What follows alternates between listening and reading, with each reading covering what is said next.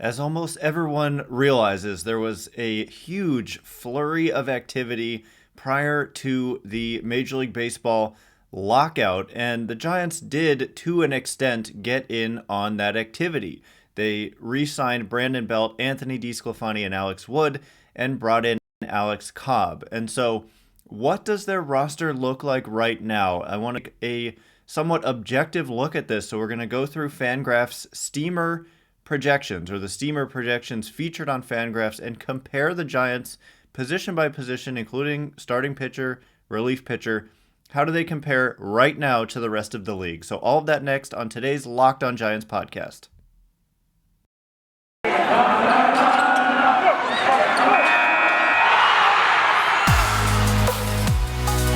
You are Locked On Giants, your daily San Francisco Giants podcast. Part of the Locked On Podcast Network, your team every day.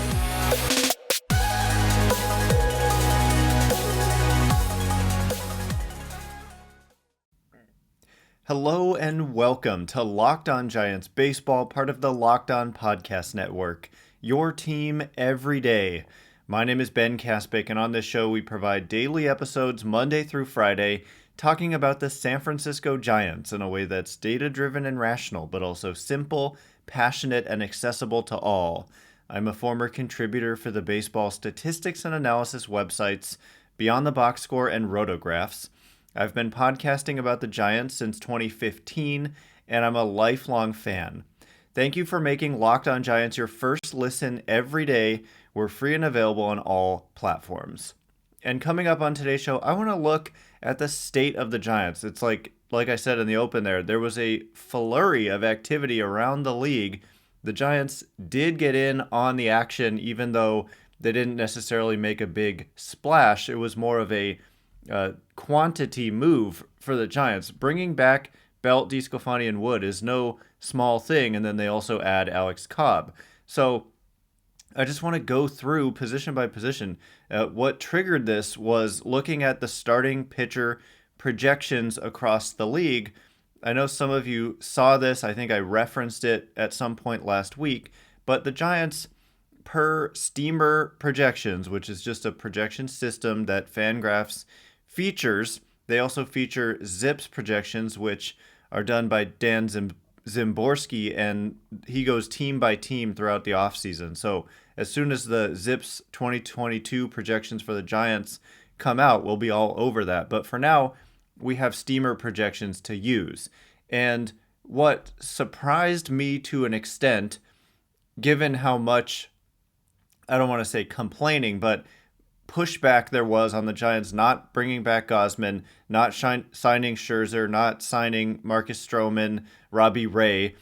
Despite all that, the Giants' starting rotation per Steamer projections, again, being objective, not trying to just insinuate my own opinion, they rank ninth in Major League Baseball in terms of wins above replacement, projected wins above replacement. What other way is there really to do this? I guess we could look at ERA, but ERA is not going to factor in how many pitchers you're going to use. You could have a few guys at the top that are skewing that and still need to fill out a rotation.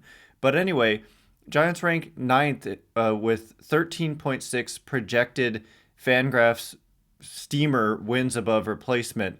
Logan Webb coming in first in their rotation with a projected 4.1 wins above replacement, which is very good. And we're going to look at where that ranks among the leaders in the league. And next, this is so significant to me. Alex Wood at 2.9 projected wins above replacement. Alex Cobb at 2.7. Anthony DeSclafani at 2.3.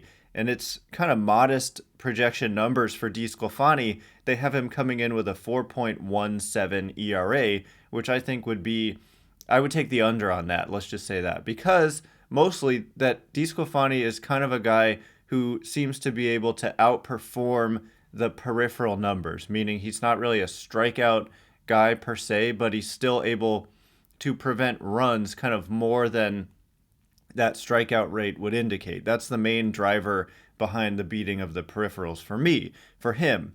And then, Wood and Cobb, those are just some good projections. And so overall, even though the Giants don't have a clear fifth starter, currently projected kind of to be a mixture of Sammy Long, Tyler Beatty, and Sean Jelly, which I think is correct. Those are the guys who are kind of next in line. Even with that, the Giants come in at number 9.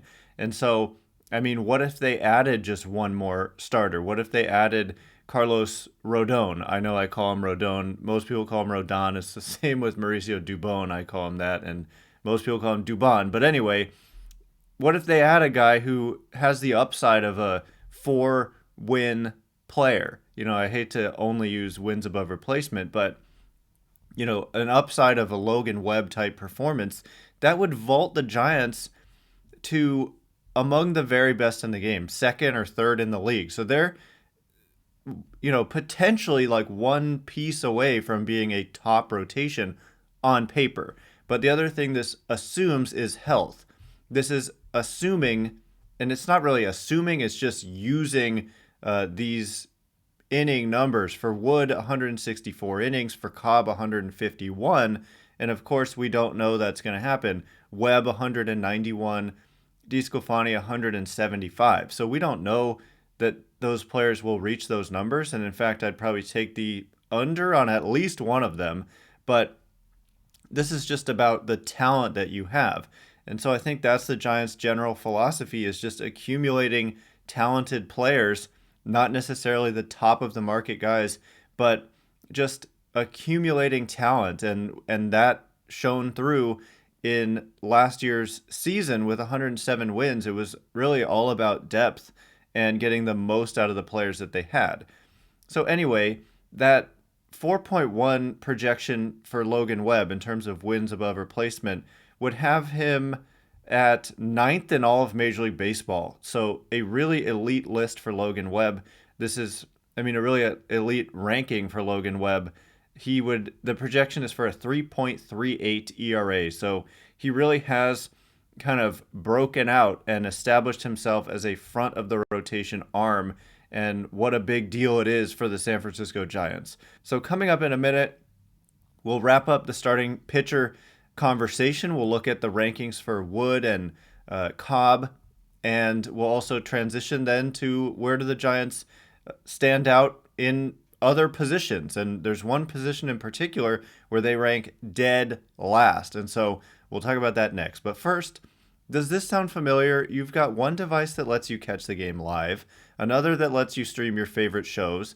You're watching sports highlights on your phone, and you've got your neighbor's best friend's login for the good stuff. I want to tell you about a simple way to get all that entertainment you love without the hassle, and a great way to finally get your TV together. It's called DirecTV Stream, and it brings your live TV and on-demand favorites together like never before, so you can watch your favorite sports, movies, and shows all in one place. That means no more juggling remotes and no need to buy another device ever again. And the best part, there's no annual contract. So get rid of the clutter and the confusion and get your TV together with DirecTV Stream. You can learn more at directv.com. That's directv.com. Compatible device required. Content varies by package. All right, here we go. We're going to continue this starting pitcher discussion and then look to some other positions, including the position where the Giants rank dead last in these steamer projections.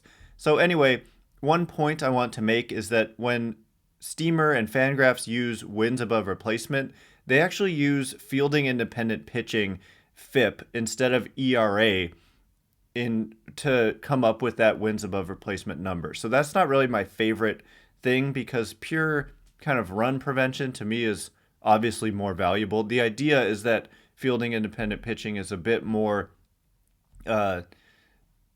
it's a bit more indicative of a pitcher's true talent, because it only is factoring in things that he can control for the most part. Strikeouts, walks, and home runs are the main drivers of fielding independent pitching, whereas ERA, think about it, a lot of that is dependent on your defense. If you have a good defense, you're going to have a better ERA than if you have a poor defense. So anyway, that's kind of the thinking behind that. But, you know, so the numbers are a little bit different. Like, for example, Logan Webb has a projected fielding independent pitching of 3.25. As that's a little bit lower than his projected ERA. And so the numbers are a little different if we look at wins above replacement projection versus runs allowed per 9 wins above replacement, which uses runs allowed per 9, which is a little bit different than ERA actually. Anyway, I'm making this overly complicated. Let's just look at where Wood and Cobb rank, because 2.9 and 2.7, which, yeah, those are the numbers for those two pitchers, that is a good projection. Let's just say that.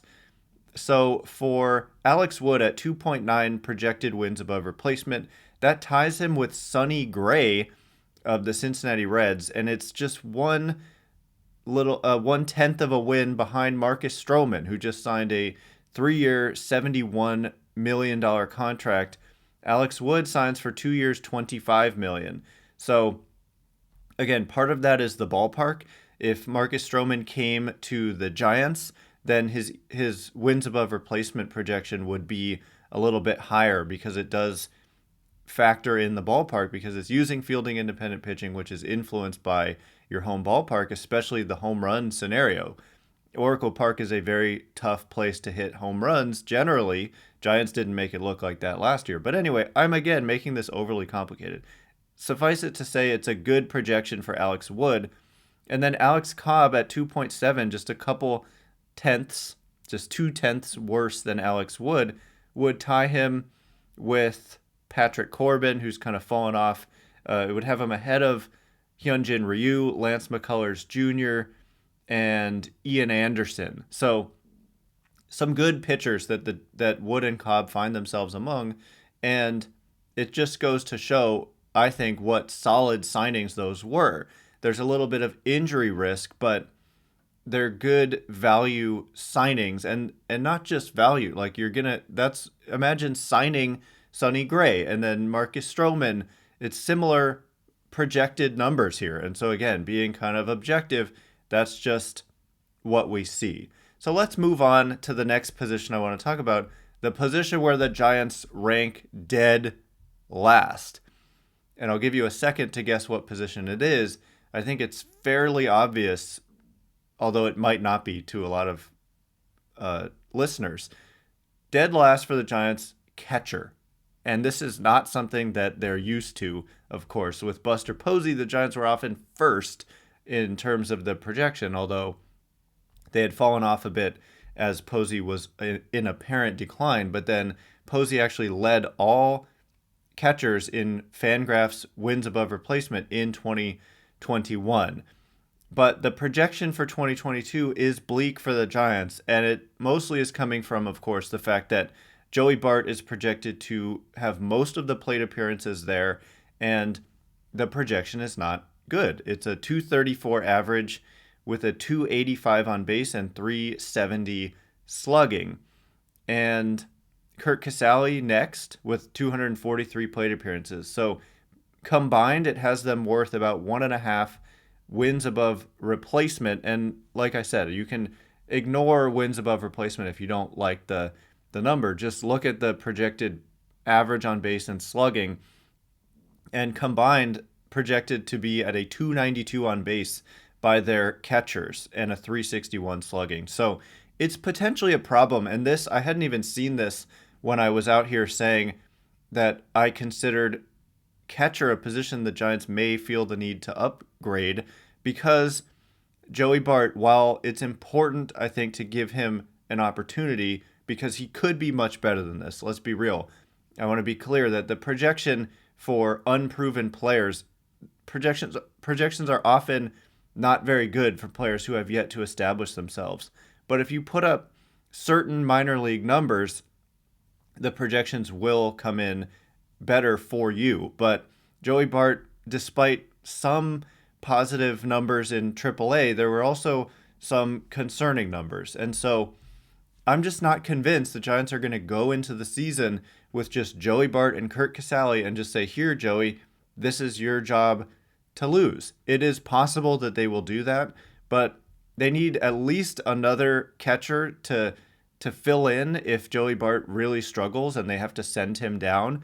And then what do, right? You've just got Curt Casali basically, and what about after that? So they would at least need somebody else for that scenario, but also it's possible that something more drastic transpires. So we shall see. I just thought it was worth pointing out that they did come in very last in terms of this projection. Number one is the Dodgers. It is kind of a weak position overall, and there aren't that many great catchers in the game today. So the Giants losing Posey, we all knew it was a big blow, but this is an example of that. And so we'll see what happens. Obviously, again, there's upside beyond that projection for Joey Bart. That's obvious. And they're gonna need to find out what they have in Bart or trade him, right? You've just got to give him his opportunity at some point, and what else can he prove in the minor leagues? So moving on, let's just go around the diamond a little bit. How about first base? Where do the Giants come in with their first baseman? They come in at number 11 in Major League Baseball. And this is with a pretty conservative projection for Brandon Belt, at least in terms of performance. In terms of health, they do have him projected at 539 plate appearances, which would be a solid season of work for Brandon Belt. Like if you ask me right now, would I take 539 plate appearances for Belt? I probably would say yes. This year, he only got 381. But the hitting, I would take the over probably on this slash line of a 243 average, 345 on base, and 461 slugging. The projection here, not really buying into the super productive last couple of seasons at the plate for Brandon Belt, which we all know because we've seen it overall with the team, just improvement across the board under the influence of the new staff and the hitting coaches. It's given us reason to believe that the Giants are, the improvements they made are more sustainable than fluky. I think it's an interesting thought experiment to think about. If a whole team shows improvement, maybe the projection system should be able to read into it a little bit more or to believe it a little bit more. I think we've seen that. And mostly what I'm trying to say is like when a player just randomly improves, a projection system is slow to believe it. And that's why I would take the over on Belt. These numbers are basically assuming he's going to revert back to being good, but not the monster offensive player he's been the last couple of years. Now, Darren Ruff expected to chip in a little bit at first base, along with Wilmer Flores, Lamont Wade Jr., and a few plate appearances at first for Tommy La Stella. But overall, 11th best in the game. And number one is the Toronto Blue Jays with Vladimir Guerrero Jr. at first base. So coming up next, we'll continue going around the diamond. Let's just focus on the infield for the rest of the day. And then coming up later in the week, we'll switch our attention to the outfield, which is a little bit bleaker than you might think, and probably the area where the Giants might need to continue to add this offseason. And we'll look at the relievers later as well. This holiday season, grab the protein bar that tastes like a candy bar or even better than a candy bar, Built Bar, filled with so much holiday goodness, rich with decadent flavor, covered in chocolate, but amazingly low in calories, low in sugar, low in net carbs and fat, and high in protein. You get the best of both worlds, delicious and healthy. They also have so many flavors that you'll have a hard time choosing. I can personally attest to this very much so. Will you have raspberry or mint brownie, cherry or double chocolate, cookies and cream or peanut butter brownie? And don't bring this up at a family gathering about which flavor is your favorite, because people are so passionate about their favorites, you might fight and things could get out of hand. Go to BuiltBar.com right now and use promo code LOCKED15 and you'll get 15% off your next order.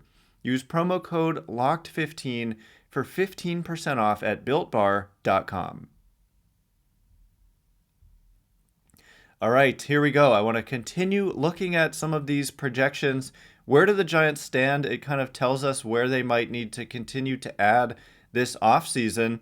We've already seen that catcher may be a position of need for the Giants. I think we all know that. It's a little bit unstable after Posey left. There's some chance with Joey Bart, but it's also a risk. What if it doesn't work out? What are they going to do then? And starting pitching may be in better shape than we think. There are some injury concerns, but if they just continue to accumulate talented players, I think they can mitigate some of that risk. And then they may be one big addition of a guy with upside from being a potentially top starting rotation. And a lot of that has to do with the emergence of Logan Webb as a frontline starter. So anyway, first base is solid. We knew that with Brandon Belt coming back for $18.4 million. But what about second base? Well, the Giants actually rank 12th in terms of the projection at the position, with Tommy La Stella projected to have a nice kind of bounce back season. It was not a great first year in San Francisco for Tommy La Stella, who was below average offensively after most of his career being solidly above average, and he also had trouble staying on the field. But he's projected, the projection system isn't like guessing if you're going to be healthy or not, really. I think that playing time adjustments are made more or less manually. So mostly it's let's look at the numbers that are being projected, like the average, the on base, the slugging, and then we can decide for ourselves what are the chances that they're actually going to reach this plate appearance threshold. And so, yeah, the projection for La Stella, a 274 average, 341 on base, and that's more what I expected when he first signed here. That would just be solid offensive production for La Stella, leading the way at the position. And then Thairo Estrada projected to get the second most plate appearances at second base with a 261 average, 311 on base, and 412 slugging. That's kind of more or less what I would expect from Estrada. It's a little bit worse than what he was able to do, which was be really kind of not quite a breakout performer, but an impressive performer for the Giants in 2021. But that's a strong projection for a guy who doesn't really have a track record, a long track record. So I think that Estrada probably ends up of you out there who think that Solano is a key cog to this Giants team, and it's possible they do end up bringing him back. But I think Estrada could kind of fill that exact same role and do it just fine. And he's also out of minor league options, and so they're kind of in a position where they're highly motivated to do that, because otherwise they may have to DFA him or trade him. And I think you want to see what you have in Estrada, who is much younger than Solano and could be part of this team for several years. So anyway, a solid 12th place ranking at second base. It's decent, not great, not bad, and solid. And of course there's upside for more. I think La Stella could be even better potentially. So moving on to shortstop, this is one position where I think that the projection is again not buying into the breakout that we've seen from Brandon Crawford. So the Giants come in 13th in this steamer projection with 2.6 Fangraphs wins above replacement projected for Brandon Crawford after a 5.5 WAR season in 2021. For those of us who just don't like wins above replacement, I think it clearly 5.5 is doing a good job of depicting the value that Brandon Crawford contributed in 2021 for the Giants. That's among the best in the game, and it does to an extent believe in what Crawford has been able to do. But for example, he was about 40% above average offensively in 2021, had a 298 average, 373 on base, 522 slugging, just a monster season for Crawford. But the projection now is for him to be just about league average offensively, which is better than his career numbers, but significantly worse than what he was able to do in 2021. So I would probably take the over on this projection for Crawford. And, I think it's conservative to say that he and the rest of the Giants at the shortstop position would only be 13th best in baseball. And I think a lot of you listening probably agree with that. I'd have them in the top 10 with Brandon Crawford at the position most of the time. So anyway, we do not yet have time to get to third base. It's actually a position of relative weakness. So we'll talk about that either tomorrow or later on in the week. And I also want to talk about the outfield, which is probably the area, along with catcher, that the Giants may need to address the most when the offseason resumes, whenever that is. So speaking of that, we're going to continue to be daily the next couple of weeks, and then we're going to slow down to 3 episodes a week for at least a month or maybe 2, starting the week of December 20th. So look out for that. We'll continue to provide Giants content all offseason long, and we will be doing mailbag episodes and talking about projections and all this good stuff. So please come back. We'll be here tomorrow and the rest of the week every single day. So once again, my name is Ben Kaspick. You can follow me on Twitter at Ben Kaspick, Kaspick. If you like this show, please consider rating it or leaving a review. It helps me out so much, so thank you in advance, and thank you to everyone who's done so already. I can't wait to be with you again tomorrow. Thanks again for listening. You are now Locked On Giants.